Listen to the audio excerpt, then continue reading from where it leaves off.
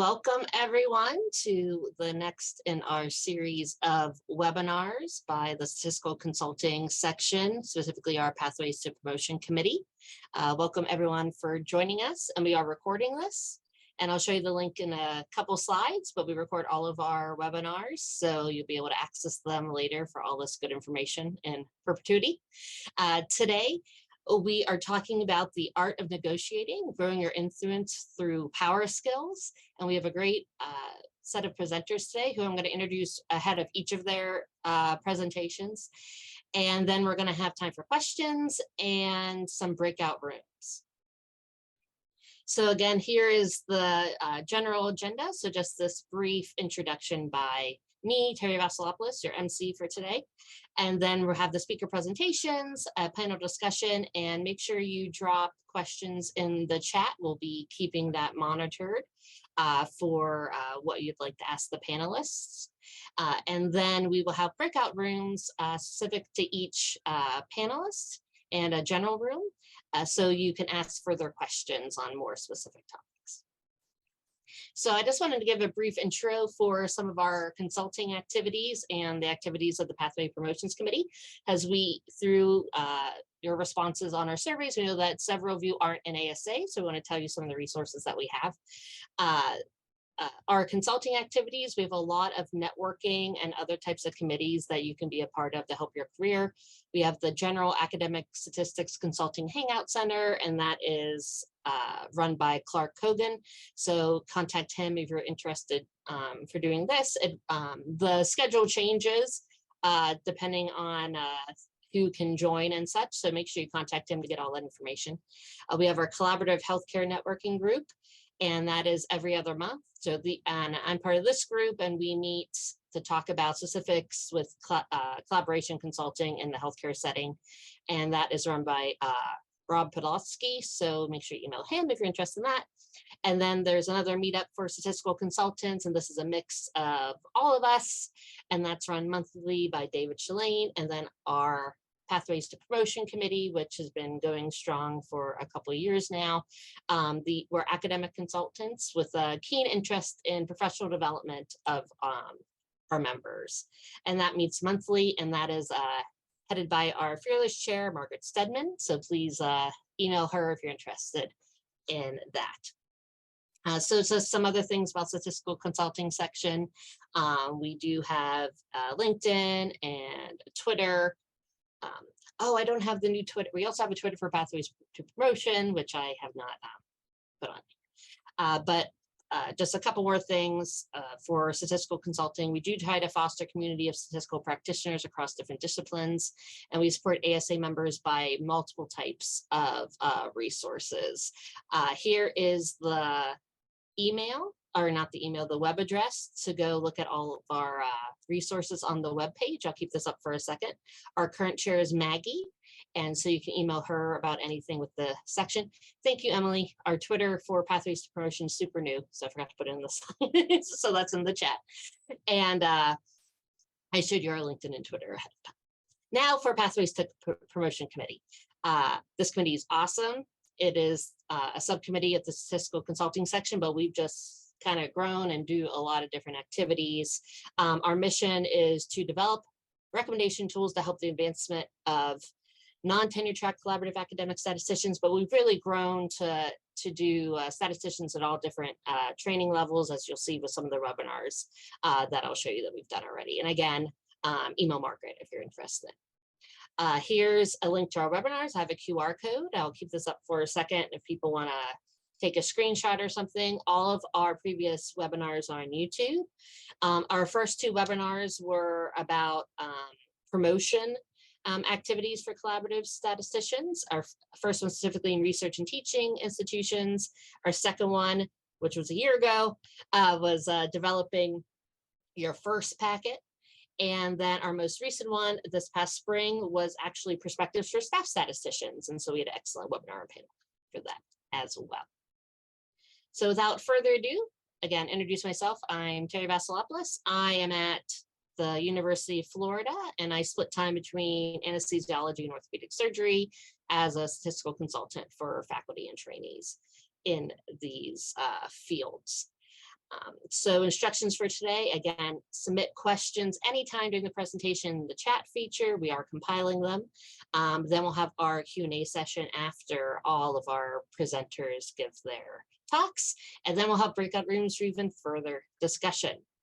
So I just wanted to give one slide snapshot of why we would want to talk about this, why talk about negotiations, because it's a skill needed throughout your career. So a lot of people, when they hear the word negotiations, they just think of job contracts. And then as soon as you get a job, you don't need to negotiate anymore, right? But that's not true. And you'll see from our speakers, there's a lot of different skills that you need to continue to develop for different types of industries and jobs. So there's a lot of different things you can negotiate for, which our speakers will touch upon, and skills that will help these, such as resources throughout your career, salary increases, flexible work schedules, which was a big deal recently, obviously, things coming up during your promotion process, timelines for projects and other project management issues, structure and workload. And also it's a fairly uncomfortable and sometimes unfamiliar skill to us statistical consultants, and for many professionals in general. There's a fear around negotiations of not wanting to come off, pushy or rude or step on people's toes. There's just a lack of skills and tools, and that's the whole power tool subset about all these other skills you need as a professional. And people need a confidence boost to kind of get revved up to do negotiations sometimes. So hopefully you get that after these presentations. And sometimes we just know what to negotiate and when to negotiate it. So hopefully we can have a little more insight today. So our first speaker today is Machiko Wolcott. She is a principal consultant at Emsight Analytics. And if any of you have seen her speak before, she's gives some great advice on professional development. So I am going to stop sharing my screen so she can share her slides.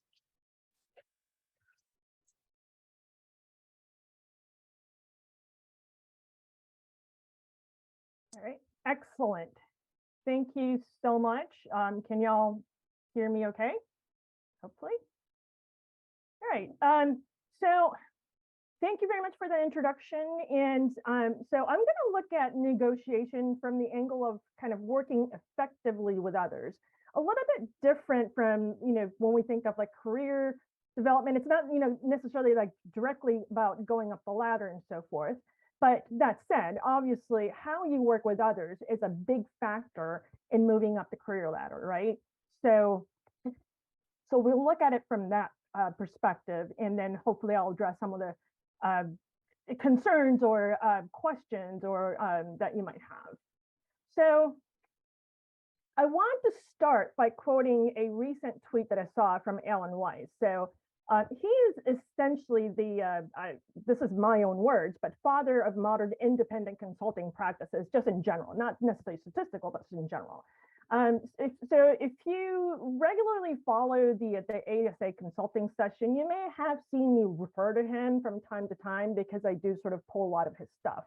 But this just really kind of nicely summarizes the underlying idea. The key to negotiating is to identify musts and differentiate them from wants and never confuse the two. So I'm going to keep that in mind, and I'll come back to this idea throughout. So there are, plenty of circumstances that present us with opportunities to negotiate. So we might need to negotiate with a project team or project manager on project planning. We might need to work with internal or external clients where, we kind of need to negotiate on project proposals or, what the plan and what we're going to do or what needs to be done, et cetera. We might negotiate on the analysis plan and design, of course, as statisticians, right? We do this all the time. It's like, we may even call it like the bane of our existence. Like, how do you just like, why do we have to negotiate on this? But also, we also negotiate on like things like statistical methods and decisions during the analysis, right? So you might work with others who have different ideas than yours, or you might even run into clients who want the analysis done in a very specific way or using very specific methods, or clients, collaborators. So how do you sort of negotiate through all these differences, right? And so on. We may not call these negotiations, but these are all opportunities to negotiate, in quotes.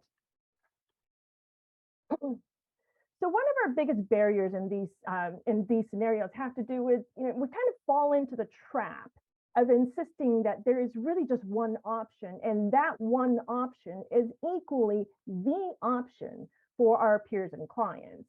But in reality, there are like boundaries with others that we kind of need to negotiate, pun fully intended. And in the vast majority of cases, we are not the final and not the only decision maker. So we're going to have to work with other people. We're going to have to work with our clients, peers, etc.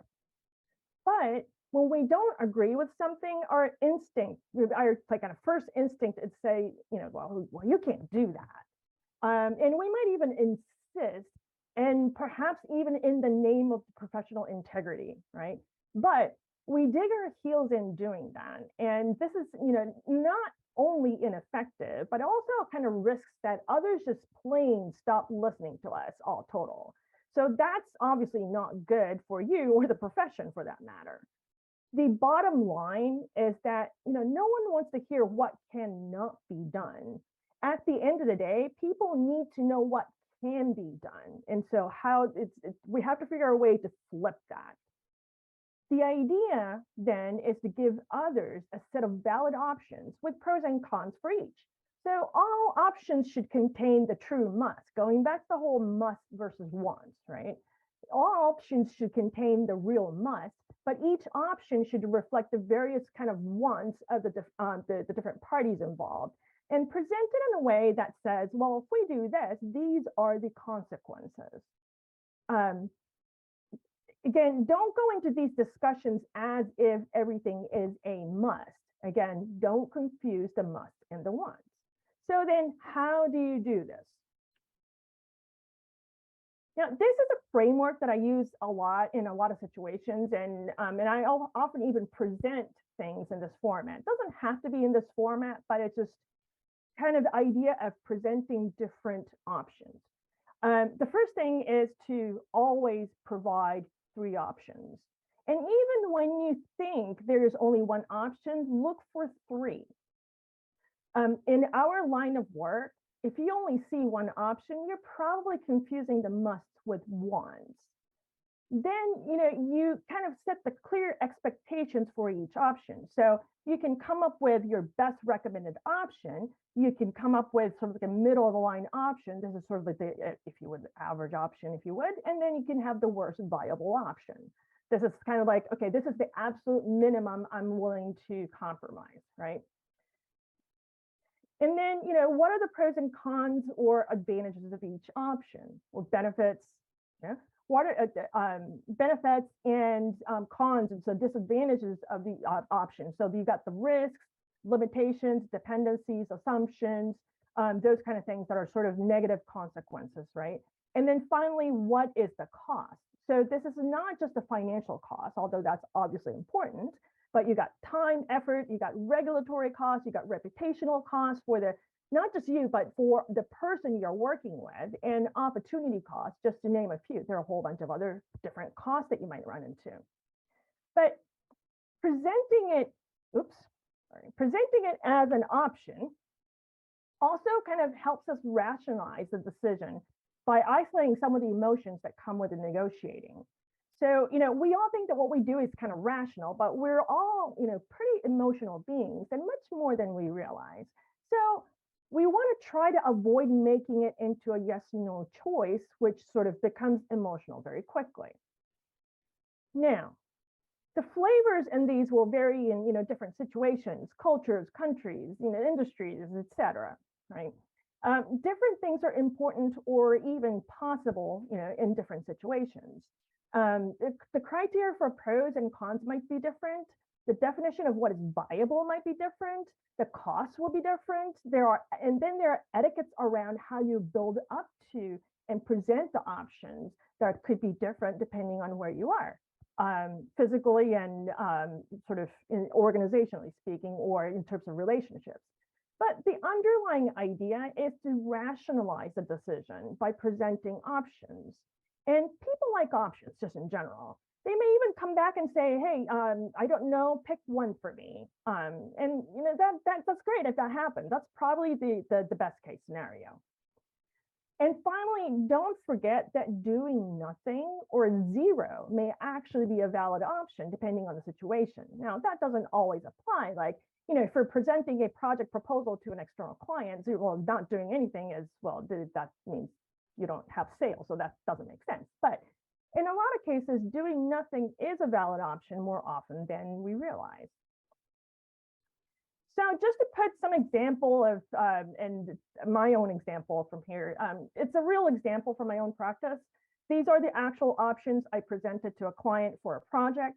Now, granted, my line of work's a little bit different probably from what you all do, in that I tend to provide non-statistical advisory in a statistical context, but you get the idea, right? So this was for a boutique analytics consulting firm that essentially kind of became stuck in a rut and was having a hard time growing. So the scope was to assess their operations and create a high-level remediation plan. So I presented 3 options: what I considered to be the best reasonable one, like kind of a full-blown project, a middle of the ground, and the minimum I'll consider doing, each with pros and cons. So option 1 was where I'd come in as the external consultant and do all the heavy lifting of the assessment work so that the internal sort of distraction away from what they had to do day to day was minimal, but obviously that's with the most expensive to the client. Option 2 was kind of where I would go, and guide the manager in doing his own assessment. So this kind of like a guided plan, then they would do much of the heavy work.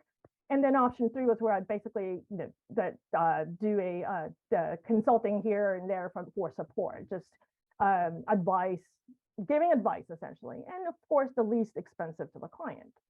So I presented these really pretty much from the get-go, once I understood what they were trying to do, and the client went for option 1, the most expensive one, which is of course great for me. But not only does this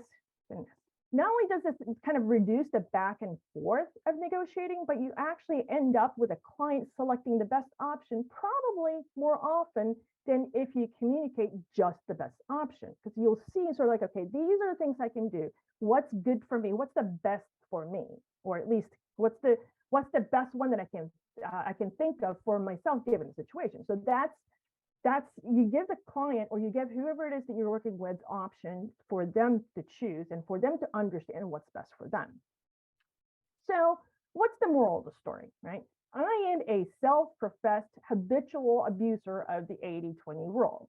But the point is, don't let perfect be the enemy of the good. Now, your effectiveness, which is really essential in moving up, you have to be effective. Ideally, you have to be effective to advance in careers. And that has to do with your ability to get others to move in the right direction, and not so much with, well, not so much, but not exactly with how right you are. Again, must and wants. So that's in a nutshell what I have to say. Thank you very much for listening, and great, thanks.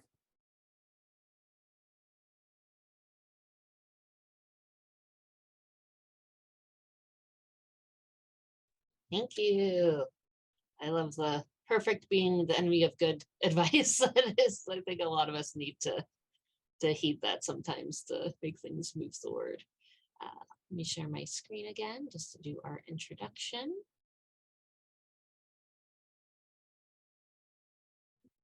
So our next speaker today is Leah Vaughty.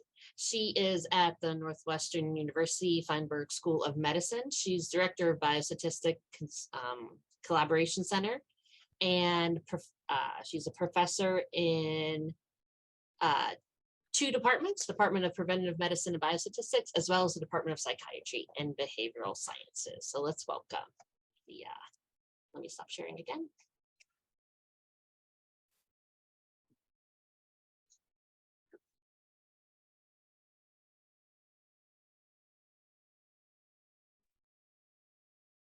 Thanks, Terry, for the introduction, and thanks to the group for the invitation to be here. Can everyone hear me okay and see my screen? Great, thanks. So I am delighted to be here today and follow up on Michiko's great starter comments, and I think you're going to hear a lot of similar themes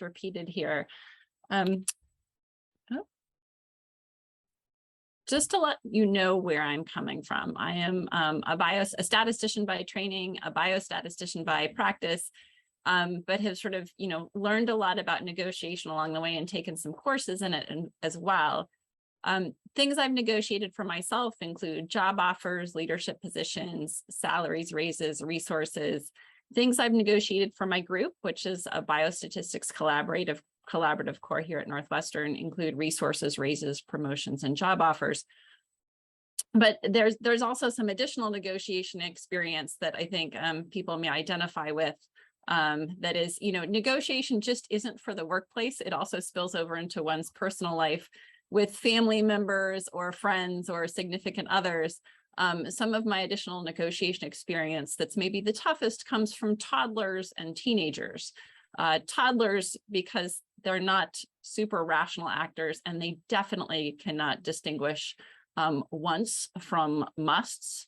And I think teenagers, because they have similar problems, maybe not to the same degree, but they're much, much smarter than. So I've gotten some additional experience here, and I'm sharing these pictures with permission from my children who said, oh, you're talking about negotiation, you should talk about us. So I'm going to kind of cover a little bit of lingo or principles of negotiation here to maybe provide some similar framework for things to talk about. And the first thing I ever learned about negotiation was BATNA. And I know it sounds jargony, but I just love this phrase. And it stands for Best Alternative to Negotiated Agreement. And it's really stuck with me a long time. And so one of the things I find myself doing is when I'm in a situation, I am thinking about, what's my BATNA here? What is my best alternative? I've also heard it called things like outside options. So for instance, if you aren't promoted, what are you going to do? What are your other options? If you weren't working in your current position, what would you be doing? If you don't get a certain grant or contract, what will you work on instead? And so this is something that changes over time and over one's career and over months and years of working on things. And I think it's always just kind of good to keep it in mind and keep cultivating it. And I think as Adrian will talk about later, it's pretty common too when people are up for promotion that they do a job search at the same time so that they have a very strong sense of what their BATNA is in that situation, right? If they've gone out and interviewed for other jobs and they have an offer or they found out what's out there, they have a pretty solid sense of what that looks like. So here's, there we go, sorry. Here's an example. I live in an academic health center, so we all are very focused on being funded by NIH or other external projects. And if I'm in a situation where I'm more than 80% funded on interesting grants that won't end soon, and I'm really happy working on them, that's kind of my BATNA there. I have a lot of good projects. So if I'm negotiating a new grant or project, I may not have a burning desire to work on it the same way I would if, my current grants and contracts are ending and I need to find some collaborations. Otherwise, I'm going to have the chairperson of my department knocking on my door and saying, well, where's your salary going to come from? So in one of these, I am in a very strong negotiating position. And that's what BATNA helps you do. It really helps you understand your own position in a negotiation. In the other case, I'm in a weaker negotiating position. I really need the negotiation to work out. All right, so the next thing I want to cover is an issues grid. And this is actually an example of when, based on when I negotiated my leadership position here at Northwestern. And it's really an exercise in understanding some of the things I'm interested in, as well as sort of framing what the other side might be interested in as well. And I particularly like this because I think it appeals to our mathematical nature as statisticians to put things on a grid and in quadrants. And so the y-axis here is stuff in the negotiation that's important to the other side, to the them. And the x-axis is stuff that's important to me. So on the far side, like the negative side, you see stuff that's easy for me to give. And on the other side, we see stuff that's really important to me. And you'll notice here too that this builds on what some of Michigo said, because I'm trying to negotiate multiple things, not just salary, which I think is a really common mistake. People think like, oh, I should negotiate salary here. What else should you negotiate? So in my case, when I was in discussions with folks here about taking on this role, I had an office that was very, very small. Now I work in downtown Chicago. That office was still really expensive. I was happy to have it, but I really didn't feel like it would be very good to be a director of a center and have an office where I couldn't have a little conference table, or that it seemed so small and out of the way that it didn't suggest that our center was doing something important and meaningful to the institution. So I said, you know what, I need a bigger office. And that was really important to me, both for selfish reasons, I think, and for our center. But it wasn't, maybe so hard for the institution to give. There are offices sitting around and they were able to say, you know what, that seems reasonable, we can give that to you. In contrast, something like salary, because that's payment and that's budgets and they're limited, that was pretty important to me in taking on a leadership position. I think it was also pretty important to them. So that's something we maybe negotiated a little harder over. The part I always find that's hardest for me in negotiations is defining the stuff in the upper left quadrant here.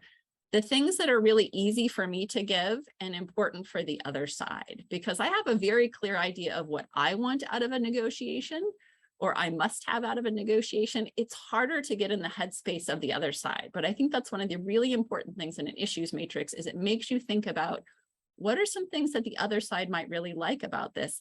And what are some of those that are easy for me to give? So in my case, I suggested something about performance review and metrics. And I said, if I haven't accomplished this in a year or a year and a half, you can be done with me on this. And I was actually perfectly willing to say that. I had plans to do it anyways, but they really liked that sort of guaranteed notion. Another part was to say, I'll do a listening tour and go around and talk to department chairs about what we can do. And that sounded very attractive to leadership. And, it was kind of like, oh, I'll just spend my time doing that. I'm happy to do that. It's something I might want to do anyway. So those are kind of easy for me to give. Yes, and you do want to have in your negotiations stuff that is easy for the other side to give you, and it's easy for you to give the other side, right? It indicates cooperation, partnership, understanding their position as well as your own. And then maybe you can have some of these other issues like salary where you're both going to care a little more. All right, the last one is another acronym here, MESOs, which is really options, right? But I just think it's fun to call them MESOs, multiple equivalent simultaneous offers. So I've put an example here based on negotiating statistical support for an NIH R01. So this is not unlike Michigo's example of the client contract. I think I flipped my rows and columns here. I've got option A, option B, option C.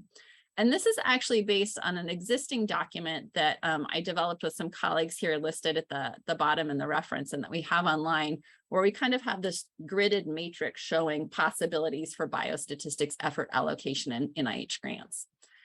And so option A, which I might like the best, is something like 10% faculty involvement, 30% of one of our master's level biostatisticians. We'd have collaboration in all phases of the study, from design to implementation. We've got weekly team meetings. We're going to have really well documented primary data sets, data monitoring, routine analyses, and really active participation in publications. So, I like that one a lot. I think it's a nice option A.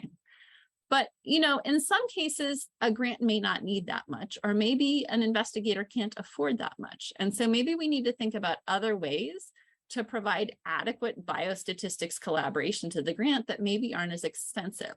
So, we can come all the way down to option C, where maybe we have less than 10% effort time overall for some of our faculty or our master's level folks. And so then we're saying, we can't collaborate with you all the time. We're going to consult on issues as they arise. And we can't really do routine oversight or monitoring. We can absolutely have some occasional meetings. We're going to have some pretty minimal statistical support, good, but it's kind of at the absolute minimum level for data preparation and analysis. And we can give you feedback on a manuscript, but we can't go all out, and help write and conceive and things like that. So it gives a variety of options, but it really helps, I think, the other side consider what's important to them and put some specifics to it. And again, it demonstrates some flexibility and problem solving on our part. We're willing to meet you where you need to be. All right, so some parting thoughts. I'll start with the bottom here. There's a business school professor here by the name of Vicky Medvec, who I took a course from her a number of years ago. She really influenced me. She got me saying BATNA. I'm thinking about it all the time. Big fan of her work, which is really grounded in psychology.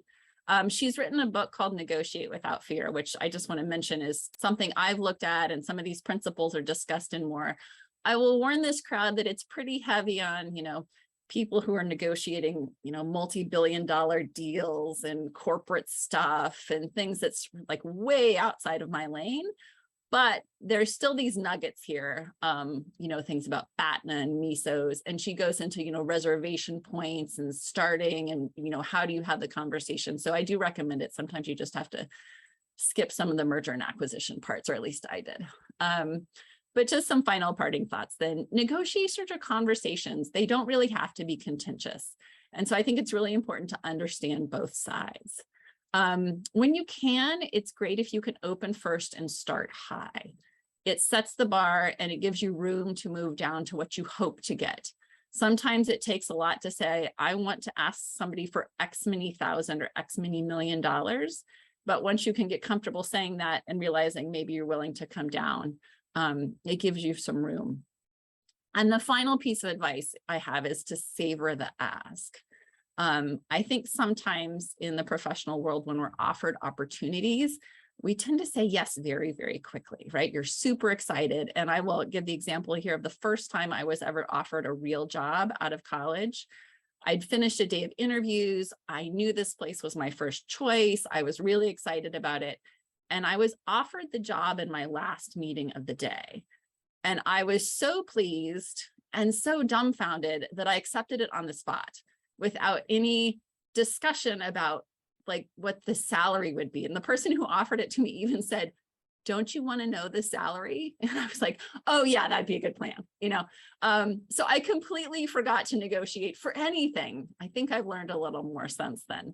But when people ask you to do things, right, to say, you know what, that sounds like a great opportunity. Let me think about it and get back to you, right? Especially if you're offered a leadership position or a position in another place, to say, this is great, let me digest it and come back. And it gets you out of that emotional space where you're just surprised and excited and flattered, to this space where you can think a little more rationally about what you must have and what you want to have.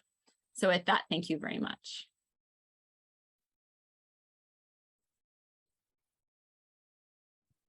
Thank you. Another great presentation. That issues grid just resonates a lot with me. I can see myself just drawing it out and try to put everything there. It was interesting that there was a lot of blank in the easy for both parties to do, which I think says a lot, right?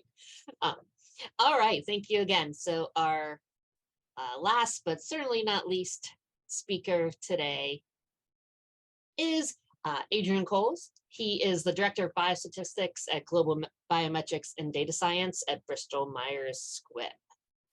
So let's get ready for you to share.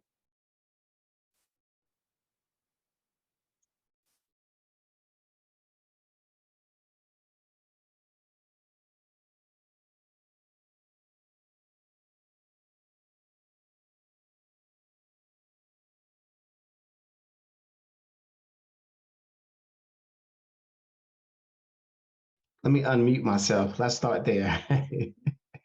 You would think at this point, as long as we've been in this virtual environment, this hybrid environment, we wouldn't continue to do that, but there we are.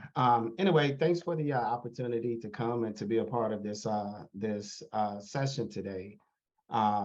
Today, I will be discussing a bit about negotiating a job offer, right? And so you're going to see a bit of overlap with my presentation with the other presentations that we saw today, but hey, that's good, right? We want to reinforce some of those learnings, and so hopefully those will be some things that stick from today's experience. So let's get going.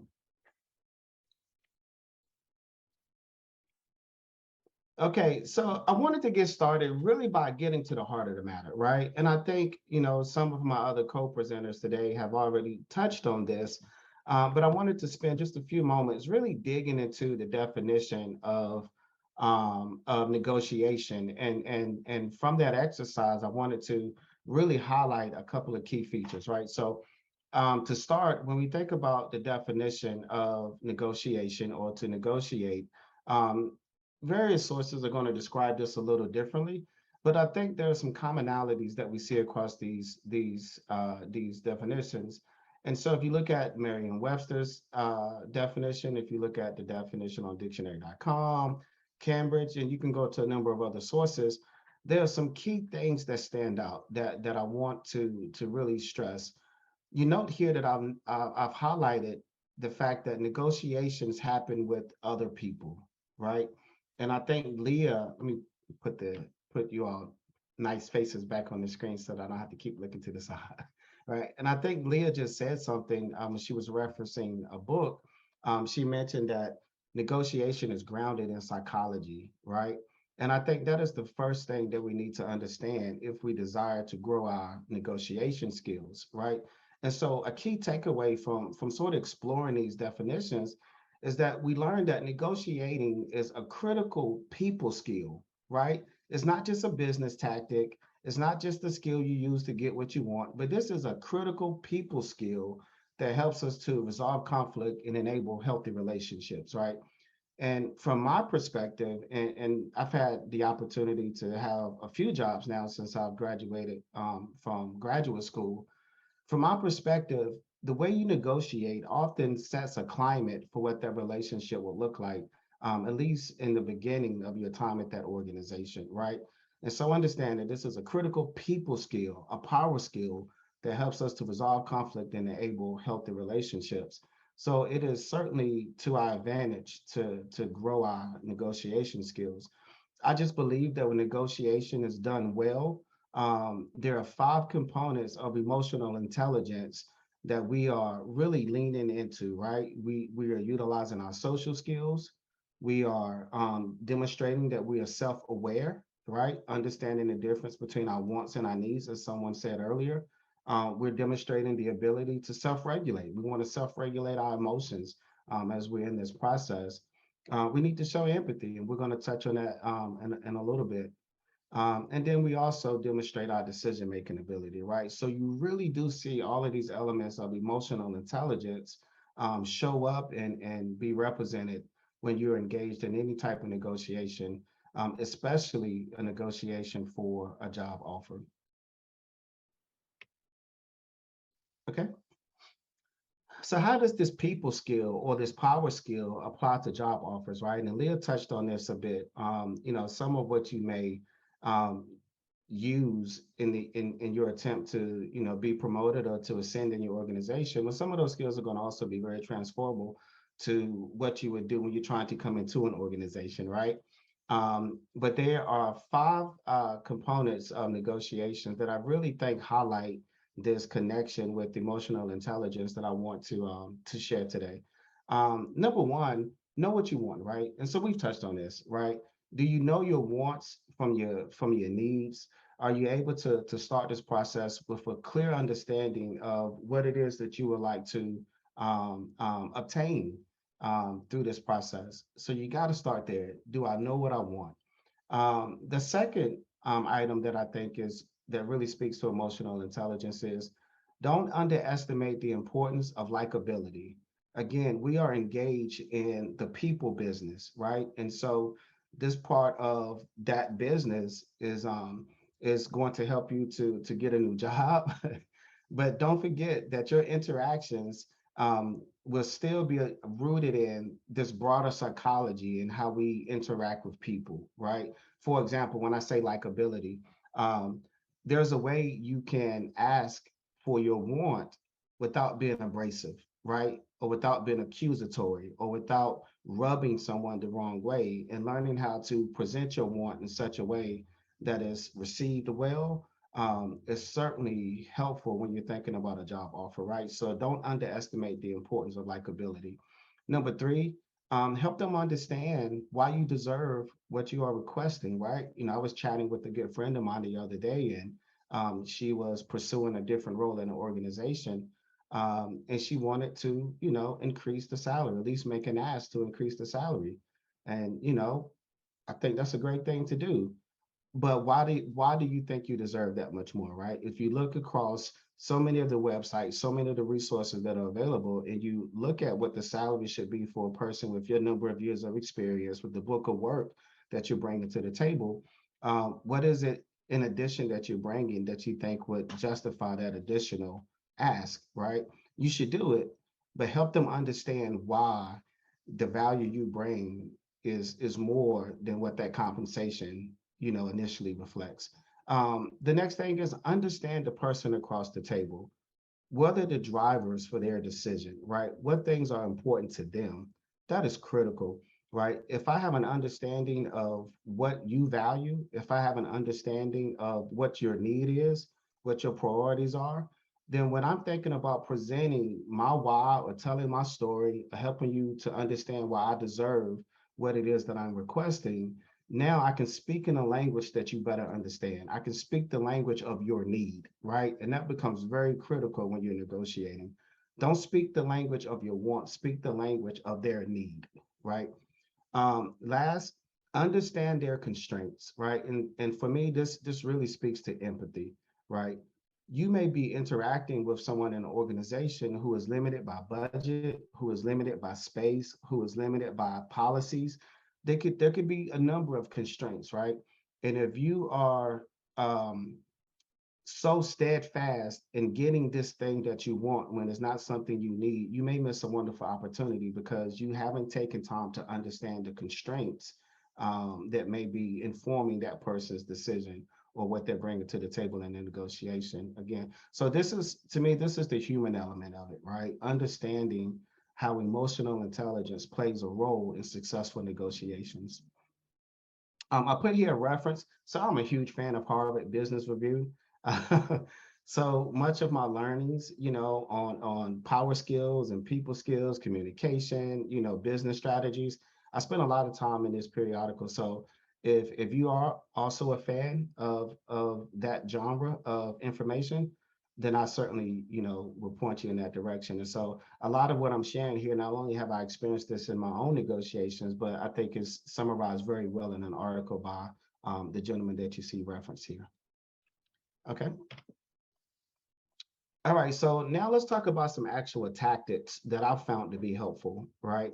And again, I love some of the tools that have been given. I think those are very, very, very helpful. But I just want to speak at a very high level to some tactics that I've used and that I have advised other people to use that have been very helpful for them.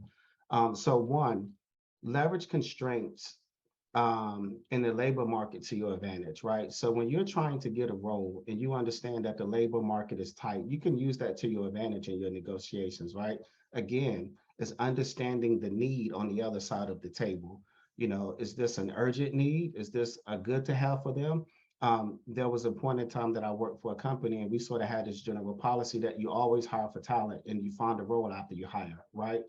Well, in a tight labor market, maybe the thinking is different, right? And so you definitely want to understand the labor market before you enter into a negotiation for a job offer.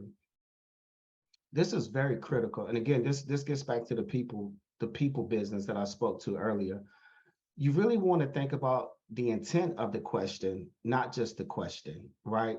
Sometimes when you're negotiating and you're asking for things and maybe, the initial response is no, or maybe the counter that comes back isn't something that you appreciate, it's easy to take offense in during the midst of a negotiation, right? But when you try to understand the intent of the question, the intent of the action, as opposed to just looking at the action, it can help you to really demonstrate that emotional control, right? We just talked about that a moment ago when we looked at the power skills. And so I found focusing on the questioner's intent, not just the question, to be very helpful. So here's an example. Let's say you are in the process of negotiating and someone, asks you, are you willing to start right away? Or they ask, are you willing to start within the next 2 weeks? Maybe what they're looking for is not a yes, but they're looking for you to show commitment and excitement about actually starting this role, right? One of the things that I found helpful as a hiring manager is when people communicate to me, yes, if you make me an offer, I'm really coming to your company, right? I don't want to be just another pawn on their chessboard and they're sort of playing these pieces. And so, you know, understand the intent behind the question and try to speak to the intent. Now, to the other side of that, if I'm on the other side of the table, then I do want to negotiate multiple issues simultaneously, right? Um, so maybe you're thinking about your compensation package. Maybe you're thinking about a wide range of benefits. Maybe you're thinking about, as Leah mentioned, a bigger office, right? There are a lot of different things that you can negotiate for, and I found it to be wise to put more than one issue on the table at a time, right? You don't want to do this in a serial manner, but put multiple issues on the table. There's a bit of complex calculus that's going on here, right? And so you can move some of these pieces around the board, and it tends to be more helpful in getting an overall package or offer that you find to be favorable. Avoid making ultimatums. This is critical. You never want to back people into a corner in any negotiation, right? Certainly not when you're thinking about trying to come into a new organization where you have to start building social capital very quickly. Backing someone into a corner, and now you find yourself on their team may not work to your favor. Right? So you want to avoid making ultimatums, and you want to ignore ultimatums that are made, right? And so this is easier to do if you're negotiating more than one issue at a time. So let's say someone makes a very strong statement. There's no way you can get more than 3 weeks of vacation a year, right? Either you take the 3 weeks of vacation, or maybe we just have to continue to look. Now, hopefully a hired manager wouldn't talk that rudely, but let's just say, you know, for the sake of argument. Now, what I would do in that situation, I would say, well, thanks for sharing that. You know, I was thinking about these other three issues. I would just ignore it and I would go straight to the other three issues.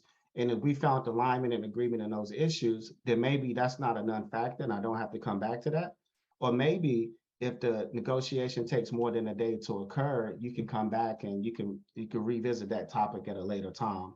But try to diffuse tense moments by ignoring ultimatums if they are made, and don't create tense moments by making ultimatums. All right. Attempt to obtain multiple offers during the same window of time, right? You owe it to yourself to get the best view of what your skill set is worth in today's market, right? And it's hard to do that if you only have one offer on the table. And the challenge is that if you don't try to be strategic about your search, let's say you are at company A and they make you an offer, well, they want a response within a certain window of time, right?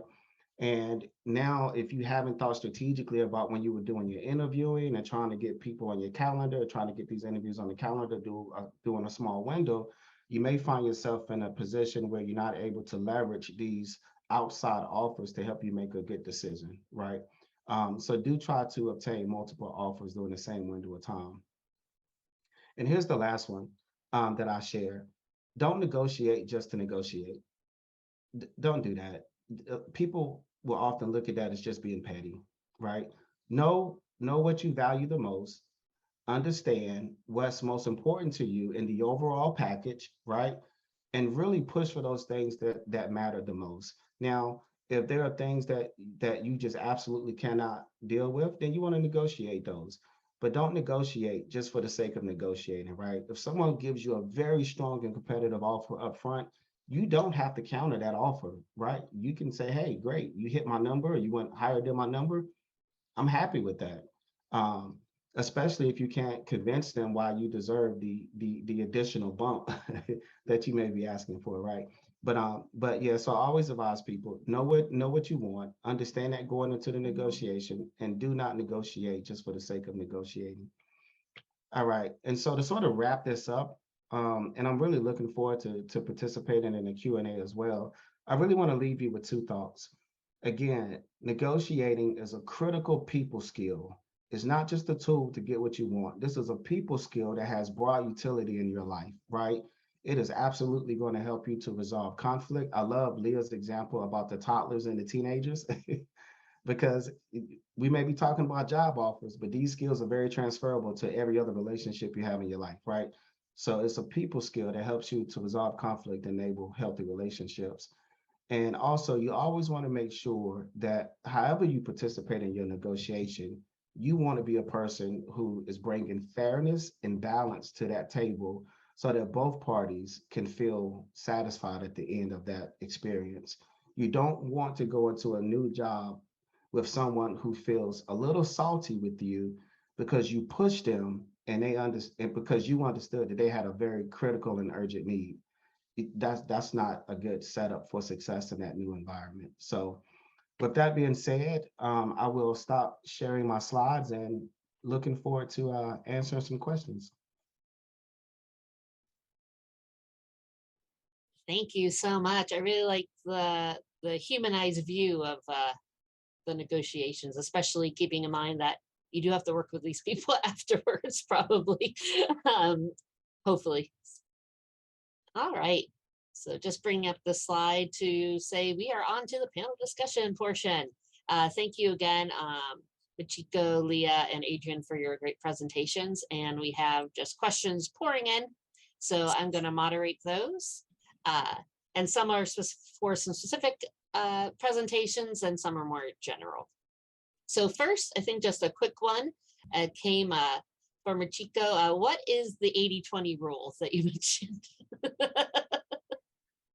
Well, it itself has an 80-20 sort of type interpretation, but the basic idea being that you cover 80% of what you want or what you need, et cetera, and then sort of let the 20% sort of do whatever. Don't try to go for all 100%. Go for 80%, leave the other 20. A lot of times, what happens is that the 80% that you really need to cover really comes from like a handful of sources. I mean, the origin of the 80-20 rule is really come from the Pareto rule, what's commonly known as the Pareto rule. What is it? 20% of whatever your population basically covers 80% of what you need or something. Anyways, in really, really general terms. So the focus on the big sort of picture and then worry about the details later. I think a lot of us kind of try to be so perfect that we kind of forget that, hey, if we get 80% of what we really need, we're actually doing pretty good. Great, thank you. The next one is for Leah specifically, but maybe I think a few of you can comment on it. Is essentially now that you are in a leadership position, how has that changed your negotiation views and what is easy for you to give and people negotiating with you now? Absolutely. So going back to a point Adrian made, it's about relationships, right? And if I'm trying to hire someone, I want them to come and I want to have a good working relationship with them. So I'm not out to lowball them or win some negotiation. I want us to land at a really good spot that's appropriate for both of us. So I will say that, when I make an offer, maybe I leave myself a little room to go up in certain things if they choose to negotiate, which I think is a sign of professional maturity for them, and I hire people across a lot of different levels, and some absolutely negotiate and some say, don't say anything back. And I think something we've learned too pretty recently, or at least I have, is that can have some really big differences across cultural background as well as sex and gender.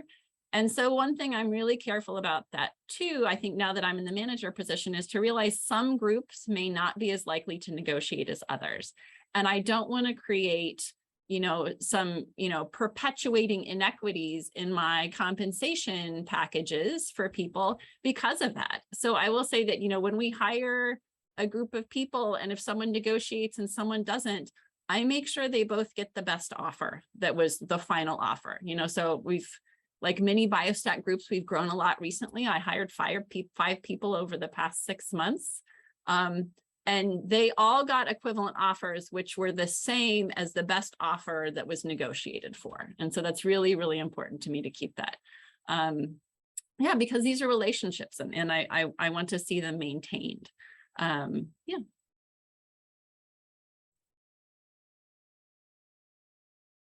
Thank you. Any other thoughts from the panel on negotiating from a leadership standpoint? Okay, there's no more questions. All right, Oh, I like this one. Basically, this will apply to all different types of negotiations. Do you practice these techniques like before you go into some like do dry runs with a partner or a colleague before you go into some negotiation scenarios? Yes, I'll answer this question. I have, and I have friends who, you know, when they were, you know, transitioning organizations, they would reach out to me to practice as well. So it is a good habit to practice those skills that are difficult to demonstrate, right? And so for a person who may be a bit more introverted, for a person who may be a bit more shy, it can be challenging to go to someone and to advocate for yourself, right? And so in those instances, it is certainly a good idea to go through a couple of dry runs with somebody you trust. I think it's critical to prepare for the negotiation. Mhm. I find it a little awkward to dry run it with somebody because it feels really weird, but I have a lot of talking points and maybe a lot of things I've discussed with people and thought about it. So I think preparation is really key. And I'll add to that, to both of great points. Record yourself. Know what you sound like. I think we all go in there. We have feedback of what we sound like from other people, but a lot of times we don't know what we sound like, and we may be surprised. So record yourself. I love that piece of advice. It's like, oh, I didn't realize my tone was like that when I say things. It can be very surprising. It's like, oh, I did not know I sounded like that. I really love that piece of advice. Another one for all of you, and this is kind of one way you already did it, is how do you pass these negotiation skills along to the trainees, people junior to you, either in your organizations or in professional organizations like ASA? What are ways that you kind of teach people how to do these skills?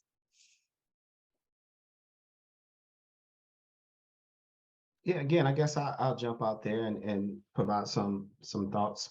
You know, really, for me, it comes mostly through peer relationships or mentee relationships, right? I haven't been to a lot of trainings that focused on teaching people how to develop their negotiation skills. Now, we can all consume some of the literature around about this topic, right? And try to grow our skills that way. But oftentimes, if I'm, you know, speaking to someone that I mentor and they're talking about a job offer, they're talking about something that's going on at work, maybe some project challenge, and you know, there's a difference of opinion, and you have to negotiate to figure out what the best path forward might be. Those types of conversations come up very frequently, and so those are opportunities to teach and to help people develop their negotiation skills. And then I have peers.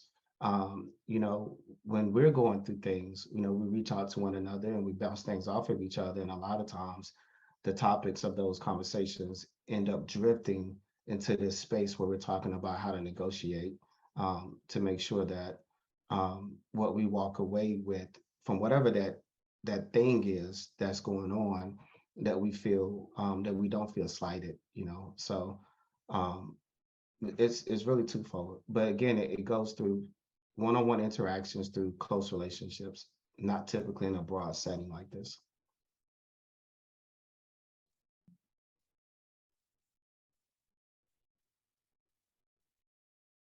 I'll add really from a like working on a project and things like, doing things day to day, not so much from a job perspective, but on a project and things like that. And if I'm leading a team, or if I'm actually working with somebody that's perhaps less experienced and need to look at some options, I build in actually, okay, give me some options, talk me into these options, et cetera. So that, so you're kind of building in that exercise in actually doing the work that you need to do.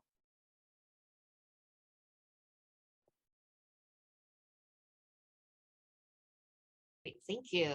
Yeah, so basically the take-home message is relationships, and actually pay attention to the people you're interacting with. So this one is probably more specific to Adrienne, but I think it's an interesting concept.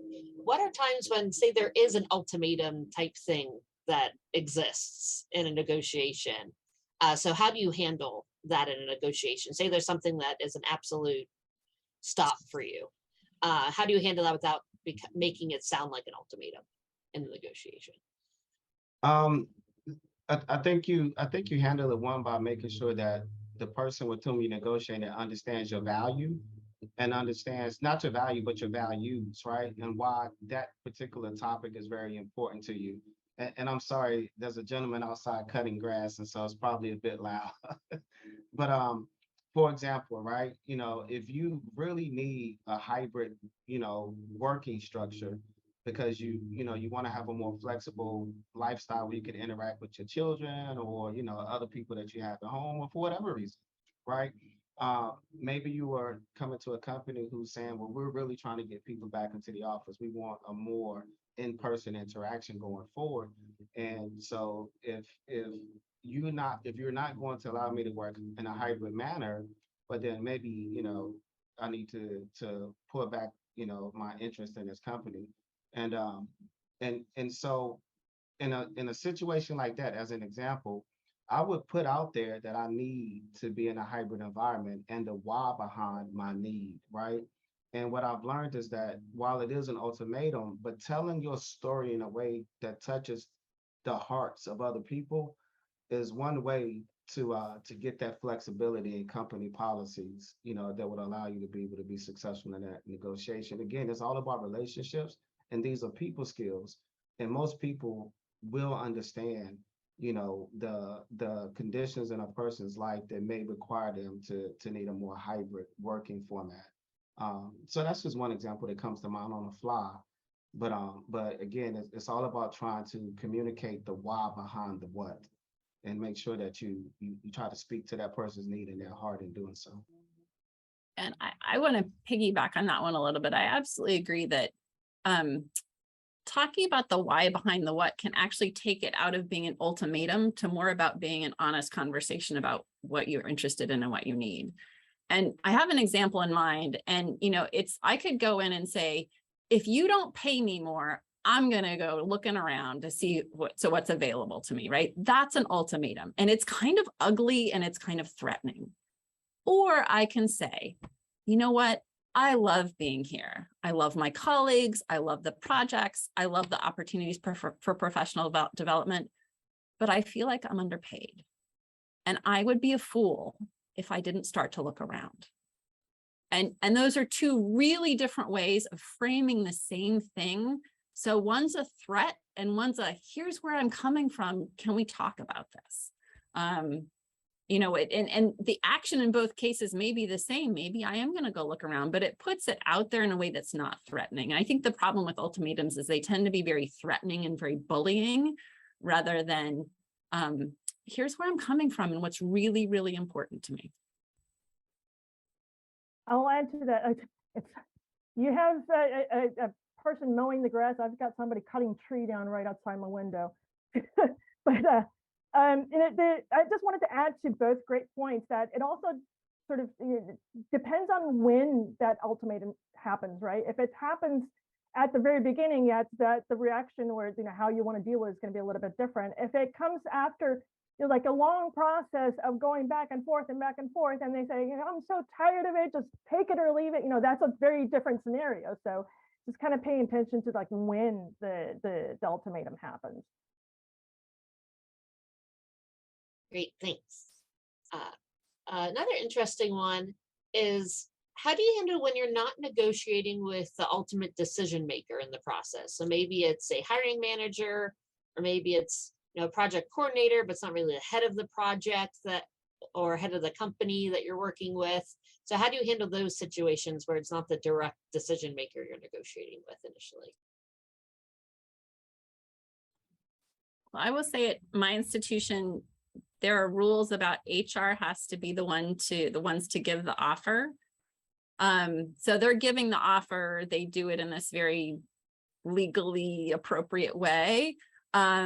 And so that they're negotiating with somebody, but it's all coming back to me through the hiring manager as well. So I'm getting some of that information on the back end to say, so-and-so really liked the offer, but blah, blah, blah.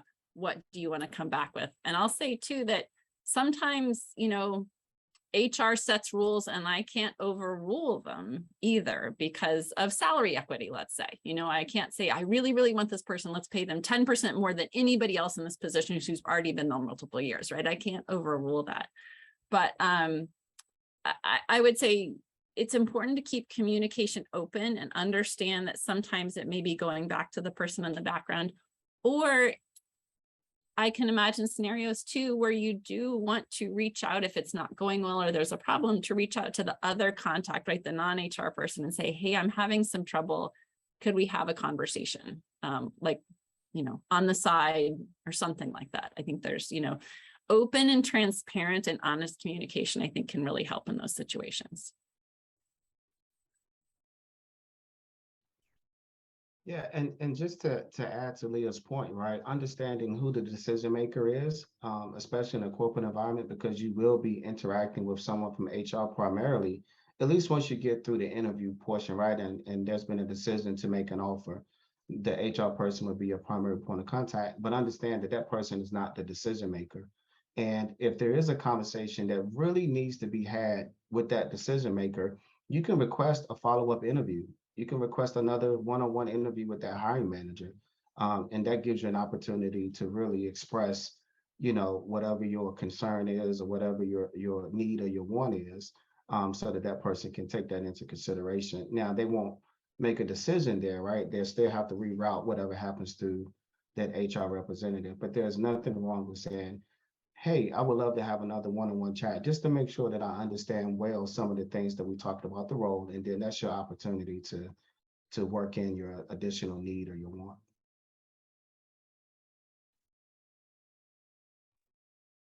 Thank you. And then another general one to everyone is how to decide what information you need or what's important for you to prepare for negotiation. So example would be, how do you know your salary level, the field? But for project negotiations, it'd also be, how do you know to set the workload and those types of things? So how do you get that information to prepare?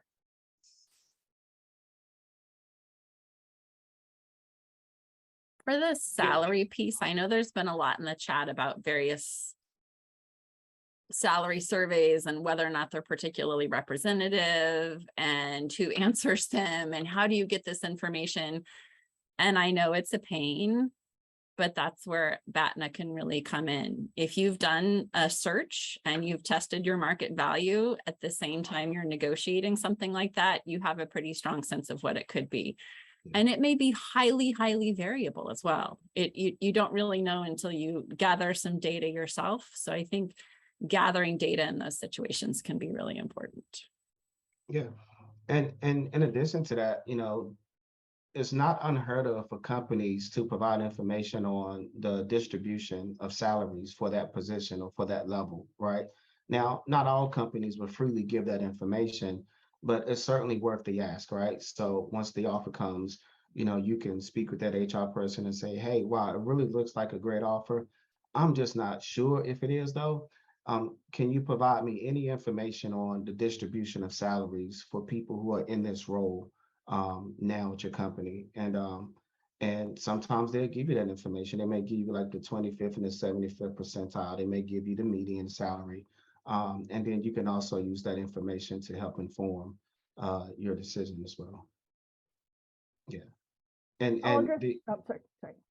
yeah, I'm sorry. And then the other thing I say as well is really leverage your network, right? This is where being involved in ASA and other organizations becomes very, very helpful, because to have the opportunity to pick up the phone and call 2 or 3 people who are in that space to say, hey, this is what they put on the table. What do you think?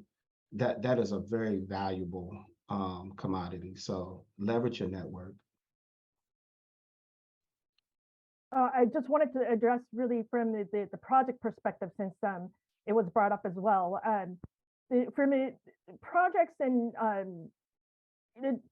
analysis design and so forth, I think the biggest piece is to understand, to piggyback on what Adrian said earlier, but understand what your constraints are. There are some constraints and why those constraints exist. Because there's some constraints that's just not going to move, that whoever you are immediately negotiating with may not have or anybody else for that matter. It may be that nobody can move that. And so, yeah, sometimes it seems like it's coming from, higher up or different people, but it may just be an immovable constraint. Or, if it's not an absolute constraint, then why those constraints exist, how much of that is quote unquote negotiable, and then go armed with that information as you get into those discussions.